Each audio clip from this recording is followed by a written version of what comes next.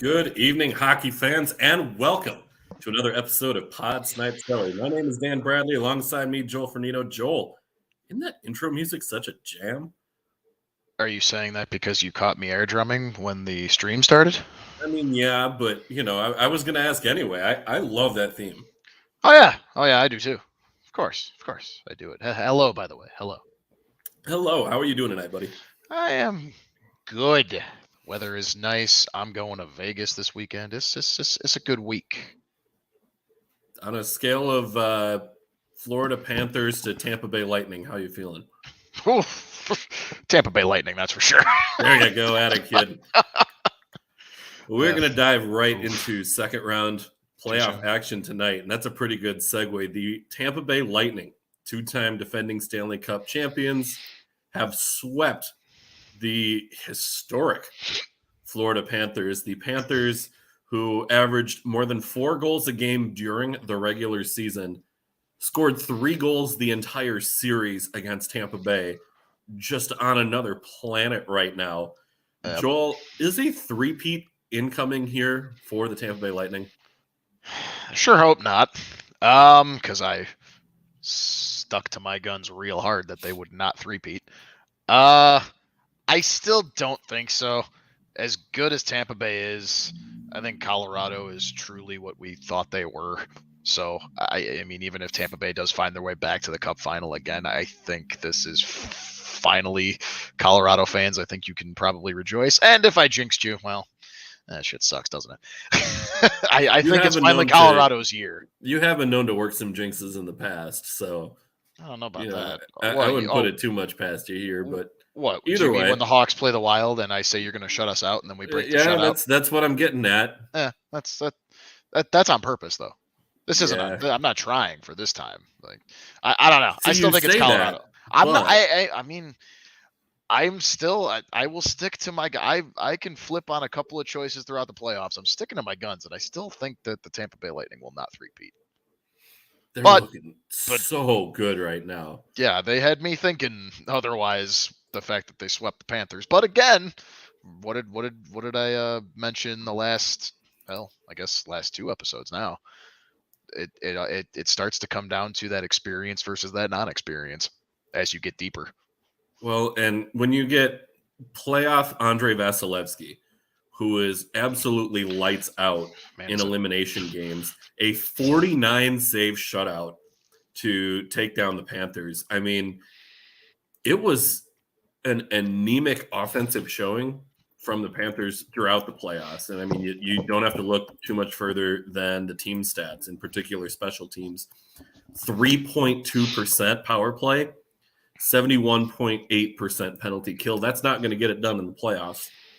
But you look at how unreal Andrei Vasilevsky was in that series. And Florida really, I would say, was completely outmatched and outclassed against Tampa Bay, who I admittedly, I thought going in, based on the dogfight between the Lightning and the Maple Leafs in the first round, that Florida was going to get it together and make their run through to the Cup. I mean, like I said all year, I thought Florida was going to be your Cup winner this season, and especially going out and seeing them pick up a guy like Claude Giroux, who was their second leading scorer in the playoffs, by the way. Yep. Behind he did his job. Who we talked about last week. Yeah, he certainly did his job, and it wasn't for his lack of trying. No. I really thought they were going to come together, but the offense completely disappearing. And I think as you take a look at the team as a whole, and you see guys like Jonathan Huberdeau and Alexander Barkov, who, Huberdeau is at half a point per game pace throughout the playoffs, 1 goal, 4 assists. Barkov, 2 goals, 5 assists. Yeah. Those are the guys that they were counting on, even to a degree, guys like Sam Reinhart and Sam Bennett, who they went out and traded for and picked up to bolster their team. Reinhart with 4 points, Bennett with 3. It really was a majorly disappointing showing from Florida. Yeah, I was watching, I was able to watch 3 of the 4 games, and dude, it's just, yeah. I mean, it was one of those things where I was just like, what the hell is happening? Like, where did it's like the Florida Panthers that we kind of, well, at least me, I had in my gut. I tweeted this out. You tried yelling at me for it. I just had this gut feeling in the back of my mind. I'm like, I don't know if Florida's going to do it. But I didn't trust my gut. I trusted. Here's why I was giving you a hard time about that, because we didn't get to talk about this before the show. When you make your predictions, like that is your gut pick. Who your gut tells you is going to win the Stanley Cup. You don't get to flake on that pick after one round. Stick to your guns. I do whatever the hell I want to do, and I'm going to flake on my pick. The minute that I sent out that extremely official tweet and Facebook post, and I had the Panthers over Colorado, even that alone, I'll get to like how I had this slight little doubt in myself that they would even get to the finals. But then I even put them over Colorado, and I was like, I don't know if I actually should probably change this to Colorado over the Florida, but I was like, you know what? Send it out. I will not listen to my gut. I will look at the stats and do something I don't know. Well, I love looking at the stats and looking at the data, but like I typically don't pick we talked about this. I typically do not go into every playoffs every year and pick the absolute best team from the regular season to win the Stanley Cup. You don't always take chalk. You try to find, where is their value in the pick for. Yeah, and this year I was like, you know what? Let's switch it up a bit. Let's change that. Well, that didn't work. Yeah, there are just so many questions if you're Florida. Like where do you go from here, really, and kind of pick things up? Like, yes, you got your first playoff series win in, 26 years? Yeah. I think it was, because 1996 was the last time that they won. Mm-hmm. But looking at this team for next year, they got some big questions about where everybody's going to fit on the roster. Looking at things right now, according to Cap Friendly, 3.9 mil is their projected cap space for next year. Much. That doesn't include having to re-sign UFAs like Marcus Nudavara, if they decide to hang on to Ben Sherratt, if they decide to hang on to Giroux. I wanted to break into that. Do you think Giroux retires this offseason? No, absolutely not. I look at the way he played in the playoffs and even throughout the regular season as well. Giroux still has something to give. He still has something in the tank, and he is going to go get a cup.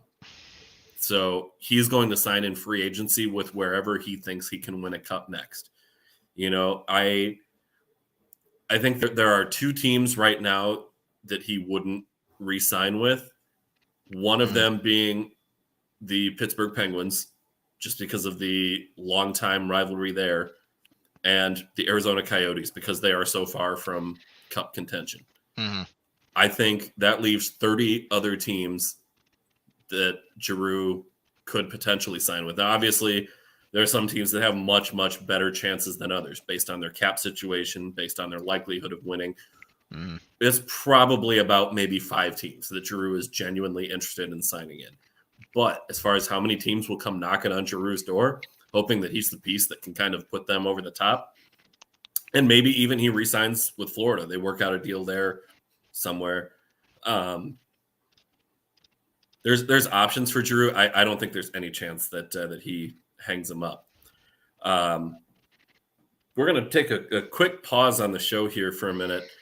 Because there are 2 shout-outs that we need to make. We didn't have any last week. It's about damn time. We didn't. So first, I want to send a happy birthday shout-out to my mother. It is her birthday today. Oh. So happy birthday, Mom. Happy I think birthday. she's probably, I know she was going out to dinner. I'm not sure if she's still out to dinner, if she's tuned in or not. But the other person that we want to give a shout-out to for a birthday as well, but in a much different fashion, is our super fan, Joey. Baby James just asked to listen to Dan and Joel. I said, heck yes. Jimbo says, place your future bets on the Hawks to make the playoffs next year. Well, I'm going with Jimbo on this one. Nope. Jimbo the knows what's up. the only reason that he's making a bet on the Hawks to make the playoffs is because he was in fact born yesterday.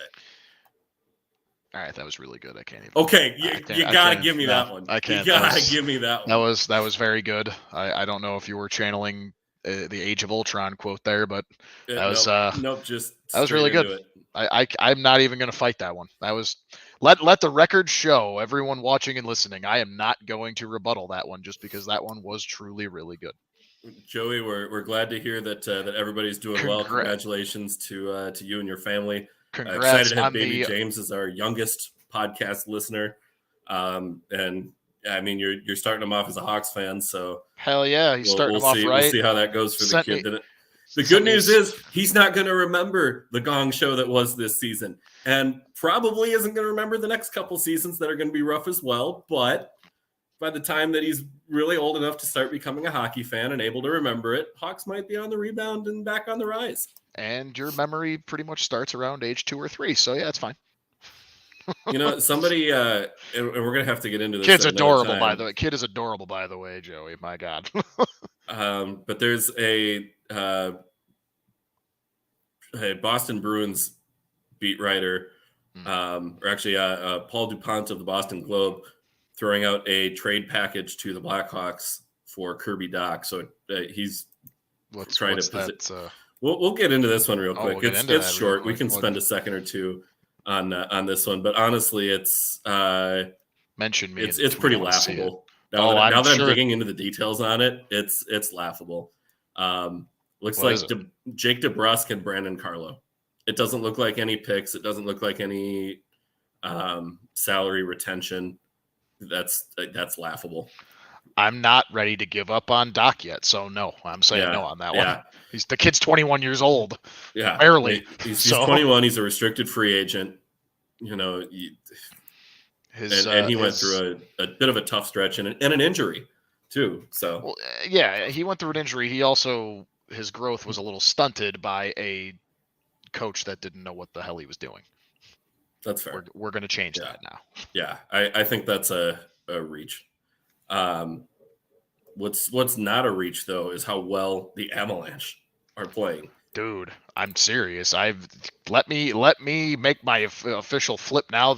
I guess I have to make my flip now because the Panthers aren't winning the Stanley Cup.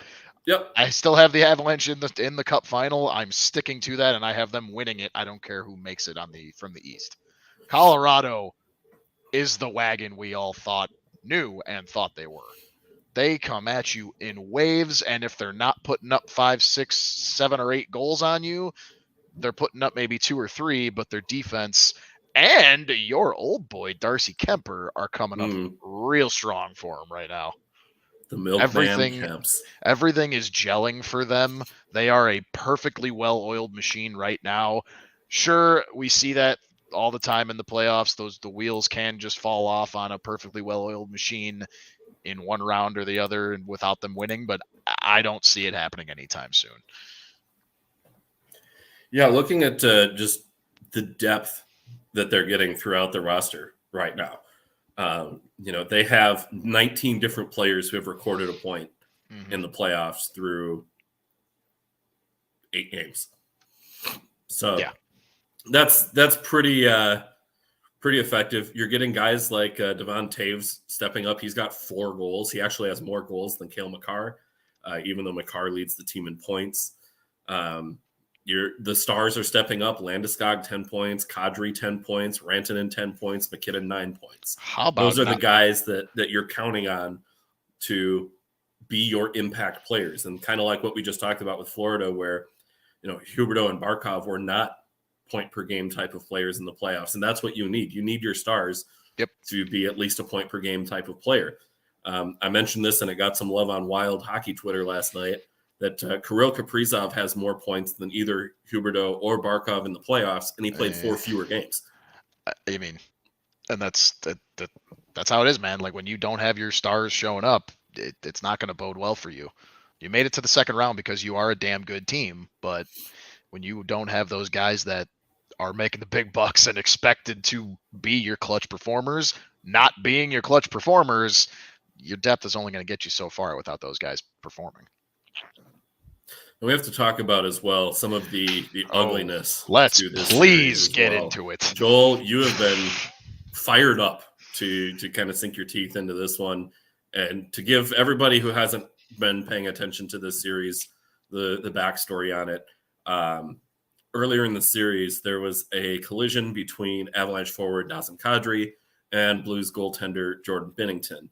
Now, personally, I took a look at probably 10, 12 different angles on this thing. And for my money, I don't see Kadri having done something wrong on that play. Nope. In fact, I said, at the risk of sounding like I'm victim blaming here, that Binnington's poor rebound control is the reason the hit even occurred to begin with, because he put the rebound dead center of the net, a foot outside the crease. Right. And didn't expect there to be contact on the play, with Kadri streaking towards the net, trying to bury the loose puck. Right, exactly. I mean, I've watched all the angles on it. I actually sadly missed it live. I actually had to run back into the living room and watch what happened. I heard the commentary talking about it, and I was like, what the hell happened? And so luckily, I think Sports Center covered it later that night too. So, I mean, exactly. And I totally agree with you. Holy crap, I totally agree with you. Now, right. But seriously, it's but the after effects of that too. Binnington was knocked out of the game, did not return, is not expected to return for the rest of the series, but could be available if somehow the Blues rally and win the series. They're on the brink of elimination. That game is tomorrow night. Yep. But looking at things as they sit right now, Avs are up 3-1. Binnington probably done for the year. And the Blues took some offense to that. Started trying to run Kadri in game 4, launching elbows, jumping him after whistles. In particular, Braden Shen, who today was fined $5,000 by the league, the maximum allowable under the CBA, for the cross-checking. But on one of those Kadri goals as well, we saw Shen launch his elbow in the direction Not of Shen, David Perron. Or Shen. Yeah, Shen, sorry. On his, I believe, second goal. Right. David Perron skates by at the end of the play when Kadri really isn't even there's no Celly going on. He's just kind of doing the pumped up let's fucking go type thing. He's not he's not even showboating. He has every reason to showboat, but he actually wasn't. And you see Perron skate by and kind of throw an elbow up, and it's blatant. Right. So I stand corrected here, actually. So it was Perron who was fined and not Shen. And granted, Shen has been, a piece of work throughout this series as well. Some borderline plays. Who was the Blues player? I saw the video last night. I retweeted it. And I'll pull it up when you're kind of monologuing on something. I'll have to pull it up to see if I can see who did it. But somebody speared somebody in the crotch, or a Blues player speared someone in the crotch last night too. Yeah, that was I've got the video up right now. No, that was also Perron. It was also Perron. So Perron was all over the dirty piece of shit score sheet last night. Mm-hmm. Got it. Yeah, and Shen to a degree has as well, but not to what we saw out of David Perron, who, as we mentioned, fined $5,000 from the league, max allowable under the CBA. But the real ugliness for me, beyond just the fact that they're clearly targeting Kadri with intent to injure, is the amount of racist and Islamophobic messages that have been sent to Kadri, that have been sent to his family. And frankly, it is disgusting that this is even something that we're in a position to talk about. You're the more reserved one of the show on that. You're right. Yeah. It's absolutely disgusting. No, it's fucking bullshit is what it is. Yeah, it's the fact that we are still dealing with this as an issue says a lot about how far we have to go in the hockey community as a hockey culture, but also society as a whole. Realistically, we've taken steps back, but we won't get into it. It's disgusting. It's fucking ridiculous. What was really encouraging to me to see out of all of this was that when Kadri's wife shared the photos of the messages, and you could see the receipts, the people who were saying, "Oh, she's making a no." Let me had the pictures, stop you. had the screenshots, because there were people who were like, "No, he's not getting these types of messages. He's just looking for attention."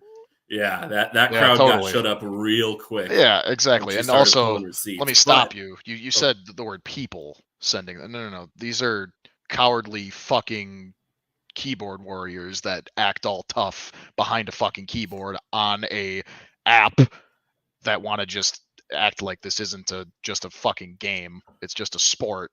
But no, I'm going to go ahead and shout my racist, Islamophobic, and also, aside from those, as horrible as those are, death threats in general too. That too. And yeah, I didn't even get into that yet. Oh yeah, exactly. I mean, obviously the racist stuff is arguably worse, but just as bad. Exactly. Bad. It's all bad. Yeah, let's make that clear. Yeah, but you said people sent them. No, these aren't people. They're fucking trolls that decide to just be little cowardly pussy keyboard warriors.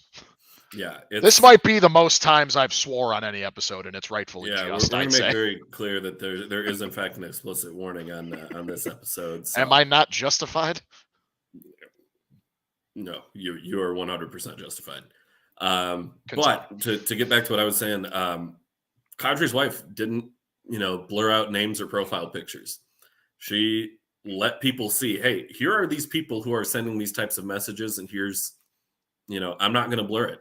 If they're going to say this to me, they're going to get exposed for it.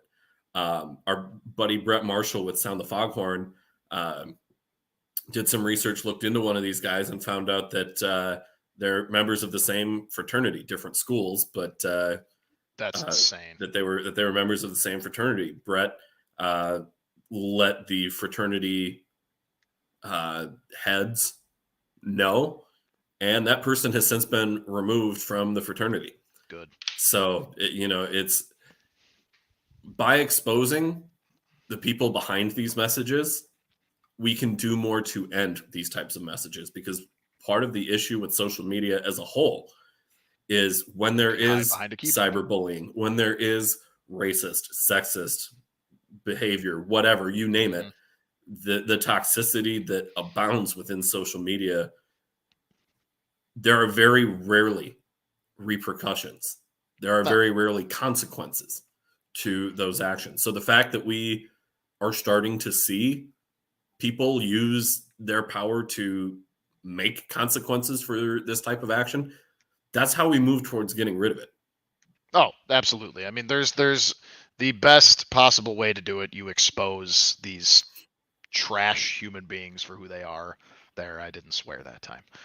And it's just ridiculous. Like you said, the fact that we're even bringing it up and we're even talking about it, we're taking step backs. We're supposed to be, it's the year 2022. We're supposed to be advancing on every level of humanity and society, and that's not what's happening. And yet here we are. And exactly. And yet here we are, where we're actually moving backward all of a sudden. I have a computer that sits in my pocket, but we're still moving backward all of a sudden. It's ridiculous. The disgusting messages that were sent to, Nazem Kadri and his wife having to read them too, which is, and the local, authorities like the police and I think security as well at the stadium that had to be like on alert, notified for the game. Yeah, there was a police presence at the team hotel because Kadri did not feel safe as a result of the messages that were being sent to him. Yeah, and rightfully so. I'm glad he got the support there. Like that's you're a professional athlete. I get it. You are in the limelight. But what I don't get, it is a game. Well, this is alluding to something later in the show, but it is a game. And these people, whether they're trolling or not, I don't actually care. Like, it's ridiculous. It's the lack of humanity behind to send a message like that. Exactly. Another one that saw on Twitter here not very long ago, somebody who quote tweeted the screenshots of the messages, said that the brother of somebody who posted one of those reached out and said, "Hey, can you take these down? My brother was drunk when he sent those messages." No, you don't get to blame it on being drunk. Yeah, you don't get to blame it on, if you were doing drugs at the time. You don't get to blame it on any of that. No, no, that's weak. That's really, really weak. Exactly. Can you take these down? No, I'm not going to take them down. Screw you. You made your bed, now lie in it. Exactly. And if you don't like it, too fucking bad, sweetheart. If you have that much hate in your heart, or maybe if it's not just hate, maybe if you're just that much of a douchebag that you're going to troll and troll things that are absolutely horrible, good. Get exposed. Get exposed. Get embarrassed. Get whatever is coming to you, you deserve it. Mm, yeah. There's no place for it in hockey. There's no place for it in society.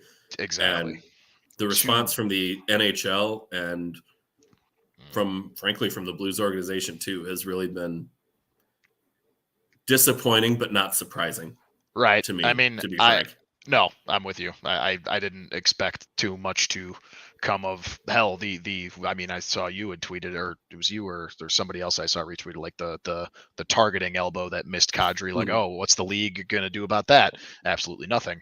That's minuscule compared to what we're talking about right now. Right. What's the league or the Blues organization going to do about that? I haven't even seen as much as a thoughts and prayers, esque Facebook or Twitter post from the Blues organization. And I know, we all have fun with our rivalries. You see me trashing on St. Louis fans all the time, just like you trash on whether it's Hawks fans or Blues fans or whoever we're, rivaled with, right? It's always fun doing that. And this is way beyond that. I'll trash Blues fans because that's the rivalry. In this case, the fact that I'm trashing some, obviously we get it. It's not everybody. These select assholes aren't the representative of the full picture. I get it. But at the same time, I'd much rather be sitting here trashing Blues fans for a fun of it being a Blackhawks fan, as opposed to sitting here trashing some St. Louis fans that are just clearly just trash, lower than the dirt on my shoe. While you were talking there, I just scrolled through the Blues team Twitter page just to see if they had said anything like, the St. Louis Blues condemn racism and hatred. It has no place in our game. Fans who are doing this need to stop. Right. That's not a hard message to send. I've seen the fact that they haven't sent that kind of message speaks volumes about the organization, about the attitudes of the people within positions of power within that organization. It's really telling that they can't even say, hey, knock off the racist bullshit. Knock off the Islamophobic bullshit. We got Dan to swear on an episode. Threats. Yeah. Hell yeah. I am. I'm fired up about this. I really am. I've been, it's true. And you're absolutely right. Even so much as I've seen teams, whether it's in the NHL or other organizations, send out tweets after controversial issues at a game, such as throwing garbage onto the ice or onto the field, stuff like that. Please don't do that. We don't condone this, blah, blah, blah, blah, blah. And the we don't do that here mindset, where is it? Right. If we're talking about the fan base of an organization, you're the leader of that fan base. Mm-hmm. The fans are like the fan club, and you are the band. You are the one setting the example. Social media is where we are today. You need to throw something on there that condemns this. But no, all we've heard from any either Blues fans or some Blues players, Berube, when asked about it, said no comment. Exactly. And I think further interviews, I don't know if it was with Berube specifically, it might have been with some of the Blues players. All they're talking about is, he ran our guy. Who the fuck cares about him running your guy right now? Exactly. That is not the topic in question here. Maybe it is on the ice. That's fine. In the heat of the moment. Now, when we're starting to talk about what's going on the outside of the people that apparently worship you and wear your name on their back outside in the world are doing this type of shit. That's a totally different spectrum we're on. And I mean, is it sad to say I sit here shrugging it, saying I'm not surprised nothing has happened from the Blues side? No, I'm not surprised. And that's not me being a biased Blackhawks fan. I'm just not surprised because that's just how some organizations treat this type of stuff. And it's quite frankly, it's bullshit. Can we have a bullshit or just shit counter of how many times I say it this episode? It's probably up into the 20s by about now. 19 at least. Well, What I have to do real quick is, I don't know if this segues out of, at least puts a happy note on this. There's nothing happy about what we just talked about, but what we can at least find a little solace in. I'm always trying to find the silver lining. Silver lining of all of the shit we just had to talk about there and all of the crap that poor Nazem and his family had to deal with all these messages and the protection and all that. I think the happy ending to this was that he put up a hat trick last night in St. Louis to put a stranglehold around the throat of the Blues in the series. That was obviously we need real justice, real life justice, but at least on the actual sports side of it, justice, that's top of the line. That's amazing. It is. And putting, endured racism and endured Islamophobia shouldn't be a precursor to him having to be a good hockey player. Absolutely. Like, it's unbelievably mental toughness to shut all of that out and to be able to move on and play hockey at all. But then to put up a hat trick, right. It's remarkable to me that he was able to stay focused, that he was able to play that well through all of that. But that shouldn't be the type of thing that he has to deal with. And I am hopeful that the Avalanche are giving Kadri and his family the support that they clearly need and deserve right now. But how many times do athletes go through this and we don't hear about it? Seeing a lot of hockey voices speak up saying, yep, this is par for the course. This happens every game. And seeing guys like Ryan Reeves and Matt Dumba and Akim Aliu, all of these players who have experienced it themselves as well, saying, and Aliu has been particularly vocal today, calling out all of this. It really shows so many of the problems organizationally throughout the Blues organization and throughout the NHL and the hockey community that this is still so openly allowed to happen without severe consequences. Couldn't agree more. And I mean, I get it. You're not going to always be able to stop the acts of, a random fan or a couple fans, but like, at least do something to tear it down and condemn it and basically say, like, look, that asshole got kicked out of the game the minute we heard about it. He's never allowed back in this fucking arena, and we don't condone that shit. That's not how we play. Hashtag hockey is for everyone, and actually mean it when you say it. Yeah. Back it up. Exactly. Yeah. Don't just let your words be words. Put actions behind your words. Yeah. You're going to talk about it or you're going to be about it. Exactly. It's as simple as that. And plus, I like what you mentioned too. I know we have to get moving, but I like what you mentioned about like Kadri's just mental makeup to yeah, like you said, like you want to see it's fun to see guys get excited and have awesome performances. The ones that aren't your typical, like, if you're telling me who's going to score a hat trick in this series, I wasn't going to say Kadri first. I'm saying McKinnon. I'm saying Makar. I'm saying Rantanen, Rantanen, right? Rantanen actually put up his first goal of the playoffs last night too. But Kadri's up there. He had a damn good season, obviously. But I like what you said about like he shouldn't have to be using racist and Islamophobic, attacks to warrant an amazing performance and to that shouldn't propel have an to be amazing. what fuels him. Yeah, Exactly. It shouldn't have to be what fuels him. And to add on to it, and I guess this is the fun aspect of it, because the mental makeup you mentioned, he also had the mental makeup to like be sarcastic and showboat about it. Like take the hatred that he's getting and not just overcome it, but also basically look at everyone and say, fuck you. Like, hell yeah, I'm going off on your team right now. Where's your hate messages now? What's up? Like, that's just awesome to me. Like, I know Kadri has been kind of one of those pests in the league. And I always he would always play tough against like the Hawks. I know he would do stuff against the Wild. Dude, I love Nazem Kadri now. Just for the showboating and mental fortitude that he had to do to put up a performance like that. Like he just skyrocketed in the list of like favorite players that aren't Blackhawks for me. Like it was just, it's so cool to see.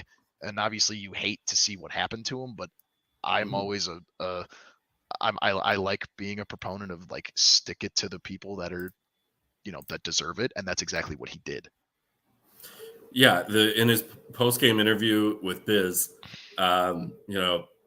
his exact quote was, "For those who hate, that was for them." Like exactly, how can and you not be behind Kadri? Drop the mic there. Like that's amazing. Like we have a statement from the NHLPA actually, and I'm going to read it here. I wish I could put it up on the screen. But here's the statement from the NHLPA. The comments recently directed at Nazem Kadri online have no place in our society. Notwithstanding fans' rooting interests during the highly competitive playoffs, such racist, hate-filled speech directed at anyone is completely unacceptable. Nazem and his family should never be subjected to the comments they have endured this week. It's not hard to put out a statement that says that. Thank you. The fact that the NHLPA has done that before the league account has done anything, before the Blues have done anything, are you surprised? It's pathetic. Are you surprised?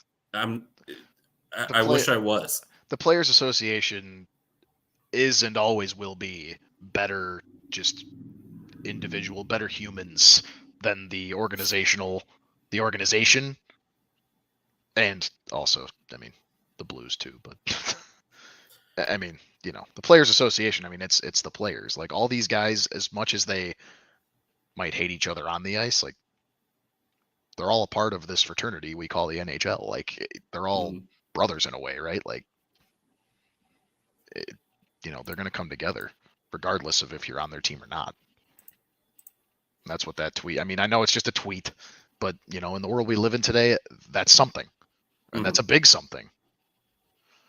Yeah, I think that that's probably a good place to wrap up that conversation. We got to move on here. Heated. You better bold that explicit on this episode. Well, we got a pretty heated playoff matchup here, but for a much different reason, and that is the Rangers and the Hurricanes. Some absolutely impressive displays of goaltending so far between Igor Shesterkin, Antti Raanta going at it. Yep. And for the Hurricanes, the big horse is still in the barn. Freddie Anderson nearing his return. But with how well Raanta is playing, I almost wonder if you don't take Raanta out right now, or if you let Anderson kind of rest and rehab with the team a little bit more, just to maybe get through this series, assuming that that Raanta keeps playing well. But you having that kind of an ace in your back pocket is really incredible. He was on ice for a portion of yesterday's practice. That game is going on right now, and in fact, to provide an update on that game, it is 2-0 Rangers. Antti Raanta in net. So if that game kind of continues to spin, it might not be much longer before we see Freddie Anderson in this series. Anderson, of course, we've talked about on this show, kind of snubbed from being a Vezina finalist this year. Igor Shesterkin likely to win the Vezina Trophy this year. Joel, your thoughts on this series so far? It's been a fun one. It's been probably, of the matchups we have this round, it's definitely, I will say I'm guilty of watching this one the least, which is saying something because I really love a lot of Western Conference guy. That's fair. Did that in the Battle of Alberta specifically, if we're talking that. But But I mean, Battle of Florida, I was tuning into that, but Well, that too. that turned into a shit show, realistically. But you know, it's been a good series. I mean, like you said, it really has been a goalie battle. I got you. You ready for this one? I'm gonna hit you with a pun. All right, okay. All Battle of Florida Dud. All right, no. You should have retired at the first. Dude, no, that is good. You give me that one. No, please, somebody. That's somebody, 2 on this show. Somebody comments and put him down, please. That was 2 on this show. No, that is not 2. That is not 2. I gave you a tally for the one. That is not 2. That goal is but being disallowed. After video review, the call on the ice is reversed. It's a good pun. No, it is not. Anywho, you know what is good? Igor Shesterkin. But am I surprised to see? And actually, you know what's actually really funny about this? This series is, if you remember correctly, I'm not tooting my horn here. This series is so far going exactly how I said it was going to go. Do you remember what I said? You said Oilers take 2 of the first 3, Flames wake up and win. Right? What? Flames, Oilers. We're talking about Rangers, Canes. Oh, shoot. Sorry. I was looking too far ahead. I was looking ahead to the next segment. You just brought up Battle of Alberta, too. So I know. Sorry. No. Rangers, Hurricanes. Sorry. Let's get back to that one. It's like, oh, boy. No, it's okay. It's the end of the month. I get it. I have a text from HP. Comments might not be working on Twitter, but that's a good pun. Thanks, HP. No, he's got my back. That's such a biased take. That's a clown. That's a clown take, bro. It's a clown question, bro. You're a clown take, bro. All right. But anyway, this is going so far as I said it was. The Canes took the first 2. Rangers fought back to make it 2-1. Right now, if the Rangers hold the lead tonight and tie it at 2, that's a little different than what I said, because I said they were going to come back from 3-1. But so far, this is kind of how it's been. I mean, the Canes, dude, they're a force to be reckoned with, man. And quite frankly, if I will go on record, maybe this is my spicy take of the show. If there is a team that can make sure the Lightning don't get to the Cup final again, it's the Hurricanes. It's not even the Rangers. And I'm going to stick to that. Maybe that's why it's a spicy take. I'm going to stick to that if the Rangers somehow beat the Canes. The Rangers can't beat Tampa. Maybe they can find a way with their high-powered offense, regardless of who's in net, Ranta or Anderson. Maybe they can find a way to get past the Canes somehow, but to me, they don't have what it takes to beat the Lightning. I think the Canes do. It would take an even more Herculean effort than what we've already seen from Shesterkin this season for the Rangers to get by Tampa Bay. Exactly. I'm not saying it can't be done. No. But I am saying it's incredibly unlikely. And it's a lot to stack on the shoulders of, a year 2 goaltender making his first somewhat deep run in the playoffs. Mm-hmm.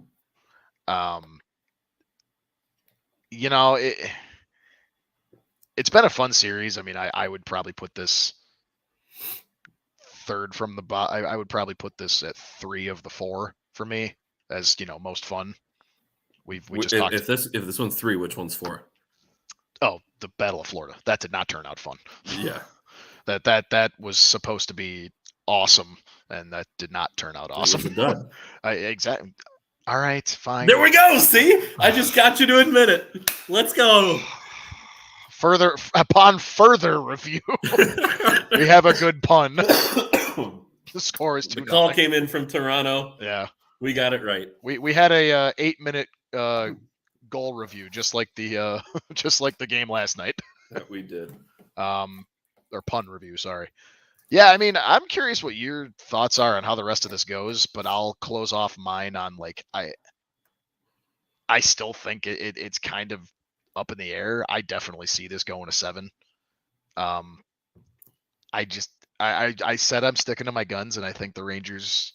I would like to see the Rangers win it, but I don't know if they're going to. Yeah, I think. A lot of people have commented on how young the Rangers team is and a team that doesn't have a whole lot of playoff experience. But I think as you take a look at it, Carolina is kind of in the same boat. They, have made the playoffs each of the last 4 years. But for the most part, a lot of second round exits. They won the qualifying round, but then lost in the first round in the 2019-20 playoffs, lost in the second round last year to the Lightning. Excuse me. Got swept by the Bruins in the 2018-19 playoffs, and then have a stretch of 9 years that they didn't make the playoffs before that.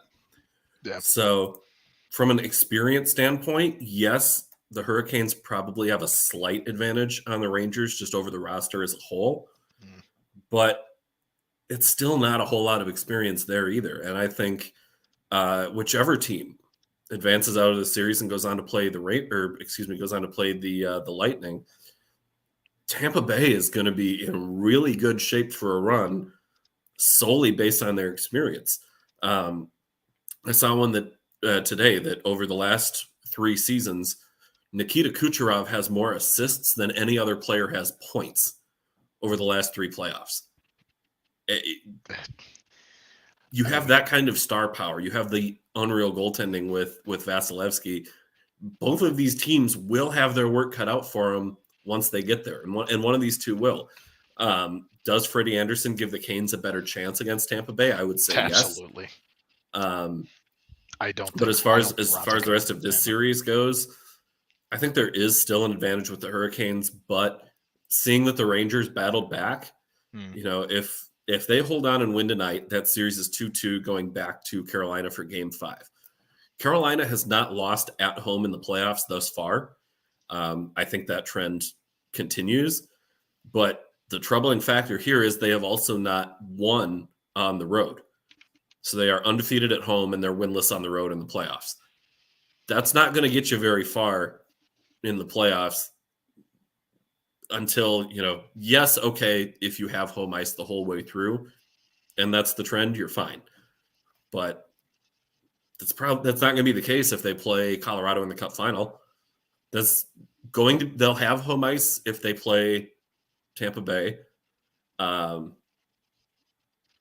But still, I mean, this series is fun to watch. It's still very evenly matched. The scores throughout the series as well. Some lower scoring games, 2-1, 2-0, 3-1. Those are your finals so far. It has been a lot of good defense. It has been a lot of very, very good goaltending throughout. I still think Hurricanes are going to take this series. I think originally I had the Rangers winning this series when I first put together my bracket. But as I've looked at it now, I do think it'll be the Hurricanes coming out on top in this one. It's kind of where I sit too. I mean, I had the Rangers in 7, and I think it still goes 7. But I just think the Canes.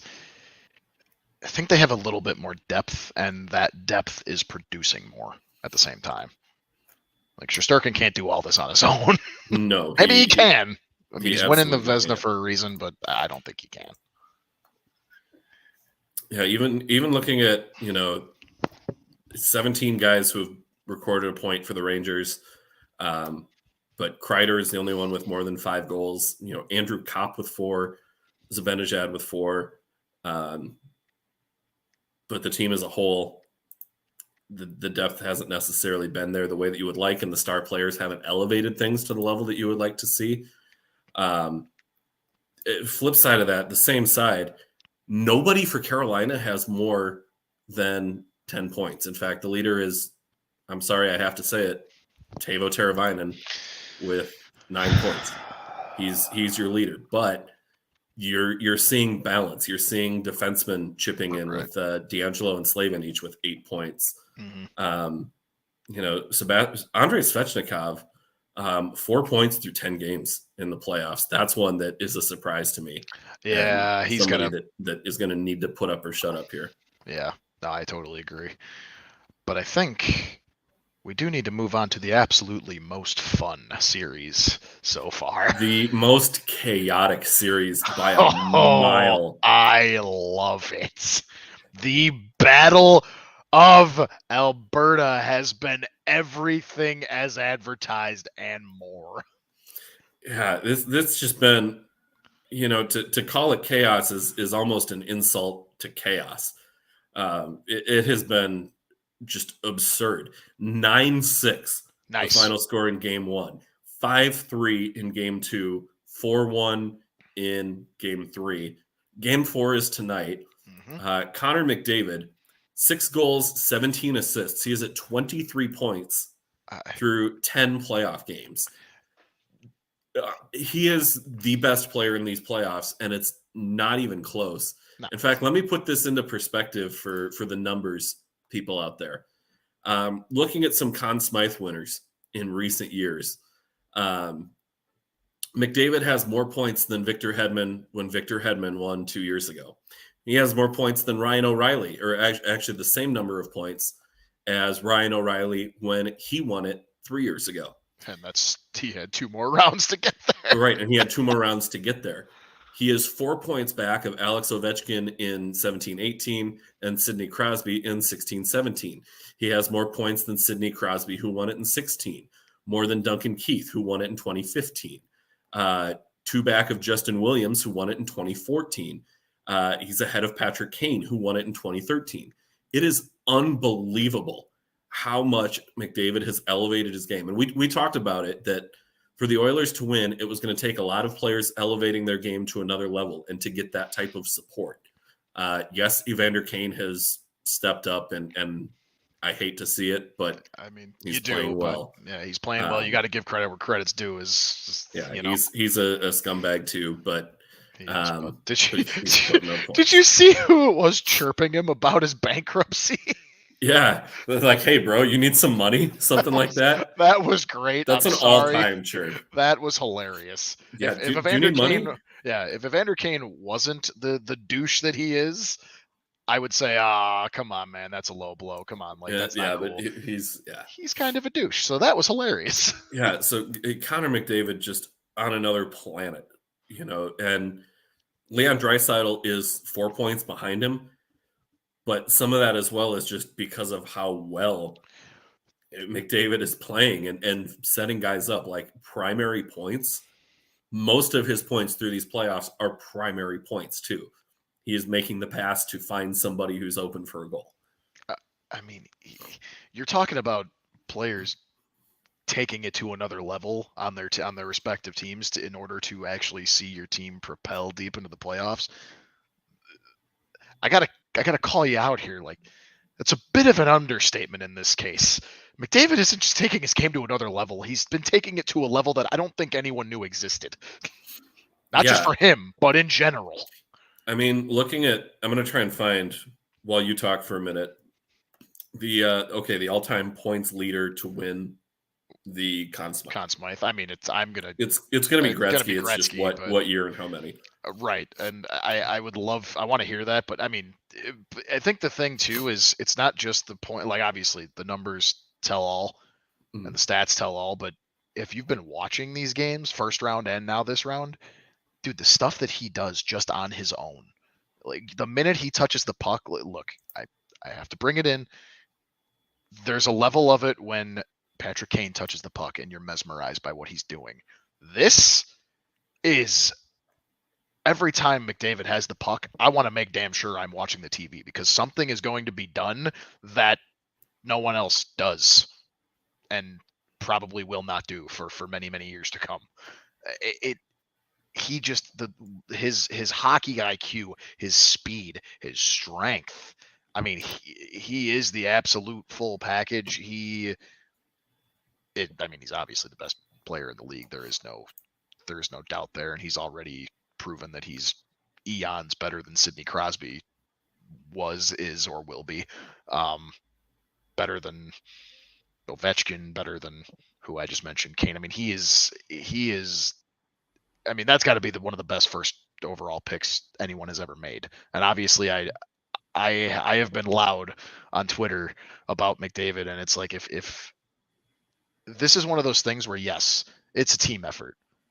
If the Oilers get knocked out, whether it's this round, next round, or the round after that, I don't see him making the cup final. Yeah. I don't see him making the cup final. But regardless, whenever they get knocked out, it's a team effort, and McDavid is that kind of like quality human being off the ice too, where it's gonna be a we thing. It's not going to be about him. But every one of us are going to see the forest through the trees and realize, like, dude, you took the team on your back. Nobody else did. The only reason you guys got as far as you did, wherever that is and wherever that run ends this playoffs, is because of him. The all-time record for playoff points, Wayne Gretzky, 1984-85. He had 47 points through those playoffs. Dude, that's considered a halfway decent regular season for like a third line guy. for a second line guy. That's a pretty good pace. I would absolutely take that from a third line guy. But to put that into perspective, if let's just say the Oilers go on an absolute tear, win the rest of this series, so that's 2 more games, sweep the Avs. We're just talking hypothetical here, and then sweep whoever comes out of the East in the Cup final. That's 10 more games. Yep. At his current pace, if he kept that up over the next 10 games, he would be at 46. We are seeing Gretzky levels of playoff performance in terms of the numbers in an era that is nowhere near when Gretzky played. Goaltending level. Goaltending is so much better now than it was when Gretzky played. And that's not to take anything away from Gretzky. He was still the best player of his era, and it wasn't close. You see that reflected in the numbers. That's my favorite argument to anybody who says, well, Gretz couldn't do that in today's NHL. Why didn't anybody else do it when Gretz was playing? Well, somebody's doing it now. Good hockey players transcend the eras. They transcend all of that. McDavid is a transcendental player. Yeah. And what he is doing is, it's not normal. It's not human to see these types of numbers. And to think that he is still kind of, if you want to look at it this way, just entering the prime of his career. How old is he? 27? He is... I think he's 26. I'm sorry. Because him and DeBrincat are the same age. He's 25. 25. He turned 25 in January. We still have McDavid's best years ahead of us. And this is what we're seeing now. And I'm here for it. It's absolutely incredible to me. It's a treat. It's an absolute treat. I came into this series wanting to see Calgary versus Colorado. I felt like that was going to be a good matchup. I felt like that was kind of strength versus strength. The Flames, a very technically sound defensive team, good goaltending from Markstrom.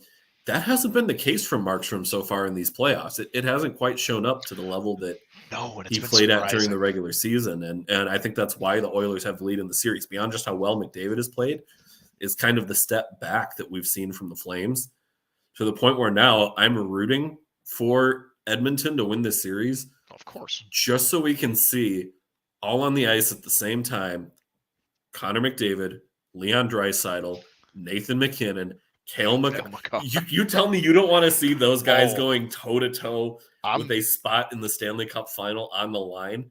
You are not a hockey fan if you don't want to see that. I'm not missing a fucking second of that game if that game comes to life, which that's one of my picks. I'm sticking to my guns. I have that game coming to life in my bracket.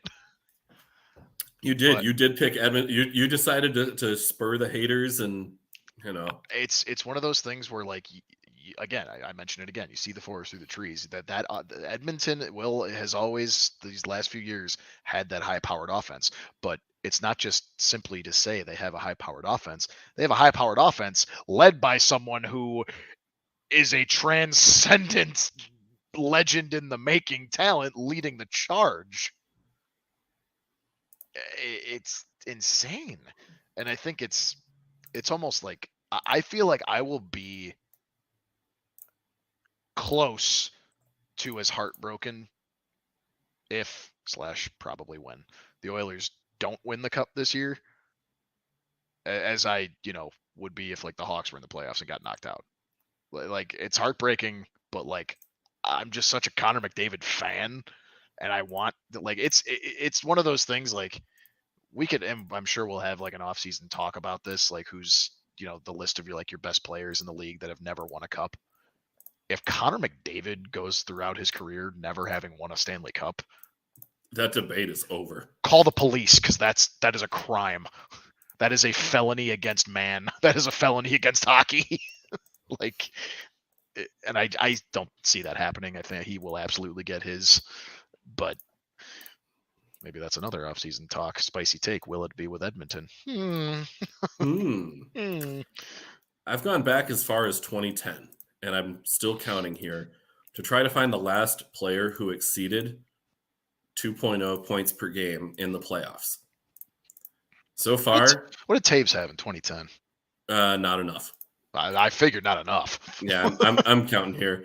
But the last player to do it, to exceed 2 points per game in the playoffs, was Connor McDavid. He did it 3 years ago. But other than that, I am back to 03-04 now and counting. We have one player who was at 2.0, and that was McDavid's line mate a couple years ago, Ryan Nugent-Hopkins, who was at 2.0. Then we have to go back to Richard Zednik in the 2001-2002 playoffs, who had 8 points in 4 games. That's a name. Yeah, he one of the most gruesome hockey injuries of all time, if you remember that. Oh, I remember. And before that, Brendan Shanahan, who had 4 points in 2 games. Yeah. So that's technically how they had their 2.0. Right. We are not seeing these types of numbers in the last 20 plus years. It's that's just hard to wrap your head around how good he has been. It's because we haven't seen a player like him in the last, now coming up on 20 years. Because when did Gretzky retire? 98. Sounds about right. Say 98, maybe? 99. Was somewhere in there. I thought it was 99 because I was like, whoa. He retired. You know what? That might be right, because it would be beyond, meta if he retired. Yeah, I guess that was his last season. It was 98-99. He played 70 games. Okay. He had 62 points. I thought your retiring year, you still put up 62 points. Almost a point per game pace the year you retire. Also, to him, he was probably real pissed about that one. Damn it! It would have been poetic for him to finish at 99 points that year. Oh yeah, that is pretty poetic, isn't it? Oh, that's adorable. Well, we got to put a wrap on the show here, so let's move into 2 minutes for roughing. Joel, you kind of teased it here, so I kind of already. I think we already did a 5 minutes for fighting earlier. Like, I'll throw 2 minutes on the clock. Let me know when you're ready, and I'll count you in. All right, go ahead. 3, 2, 1, go. We talked about it. I've actually done this as a 2 minutes for roughing before. I'm getting real sick of having to do it. Athletes are human beings too, for the love of God. Like we already ranted about the racist bullshit that we saw towards Nazem Kadri. We both did our rants on that, and it's sad that we even had to do it. It's getting fucking ridiculous, and you see it all too often. Not even just in hockey. It's and not even just in professional sports, which is even more disgusting to think about. It's even in like high school or college, fucking little league sometimes, which is ridiculous. Like these kids, these athletes, these human beings, these men and women, these boys and girls playing all these sports, like it's a game. It is a fucking game. We have fun. We tune in or we go to these games, if it's outside of pros. We go to watch, we go to have fun, we go to cheer, maybe heckle a little bit in a friendly manner, heckle a little bit, obviously. We have fun with it. We want to watch the games we love to play. And if we have loved ones outside of the professional league or inside professional leagues, these people are human beings. These athletes are human beings. They can say whatever they want on social media. They can say whatever they want to the actual media and voice. They have lives. They aren't just these gladiators we get to watch and say, like, I threw my money at you. I can say and yell and do whatever the hell I want. That's not how this shit works. They're human beings. They are at their job, their career. And the fact that we have these death threats coming into people getting bashed on Twitter, mental health becoming an issue. We saw it with Carey Price. I'm not saying it was because people were, attacking him, but even still. I'm so sick of the fact that this is the second 2 minutes for roughing I've had to do, talking about how athletes are human beings. Just stop. If you have a trash human being thought, put it away, fuck off, and leave the man or woman alone. That's a bad way to end it. That's the worst way I've ended a 2 minutes for roughing because I couldn't. There's so much. You could have gone on another 3. I could have gone on another fucking 15. It's just ridiculous. I wasn't going to bring up the example because I only had 2 minutes, and this is coming from, I'm a Cubs fan, so this isn't like I'm a Sox fan here, but Joey listening with his newborn son, I know they were watching the game, and I'm sure they were pumped up about this Tim Anderson stuff going on with the douchebag that is Josh Donaldson, calling him Jackie, like calling him Jackie, and then trying to say like, oh, it was just an inside joke, and then having all the Sox locker room talk about it like, you make inside jokes with people that are friends with you. None of us like you. Tim doesn't like you, like we don't like you, and that's not what. And he's trying to cover it up as it. I'm not gonna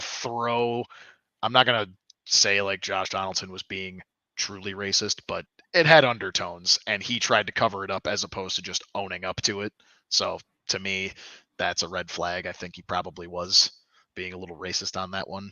It's just ridiculous. There's an article on it, and Tim Anderson was interviewed too. There's another article where he like expresses why he compared himself to Jackie Robinson once, and the whole point of this relating to the 2 minutes for roughing and jumping into the baseball outside of the hockey is that the fans in New York, because this happened with the Yankees, the fans in New York kept booing him after all these comments every time he stepped up to the plate. And he pulled a Nazem Kadri too. He hit a freaking home run and looked at the crowd and did the Michael Jordan shush and laughed at them. I love that. So again, it's one of those things like, dude, stick it to the haters, especially if those haters are actually true hatred and not just, haters to be haters. So I think that's a much better note to end it on. You kind of redeemed yourself with a second effort mic drop there. So we'll leave it at that. That is it for tonight's show. As a reminder, you can find us on Twitter at PodSnipeCelly. We are live Tuesday nights at 7 o'clock Eastern, 6 Central on YouTube, Twitter, Twitch, and on Facebook. We, beyond our technical difficulties that delayed the start of the show tonight, also did not get a stream to Facebook tonight. So we do apologize for that. But we are live on those channels at 7 o'clock, 6 Central on Tuesday nights. You can also catch us on demand on YouTube and then on Spotify and on Apple Podcasts as well. Joel, I'm in the process of moving. So this is actually, depending what happens with next week's show, you're out of town. I will be on an airplane during. If we end up deciding not to do a show next week, this will be the last time that I'll be doing this show from this apartment. Congrats! Getting out of there! Getting out of here. Moving to our new spot. It's a much better setup there.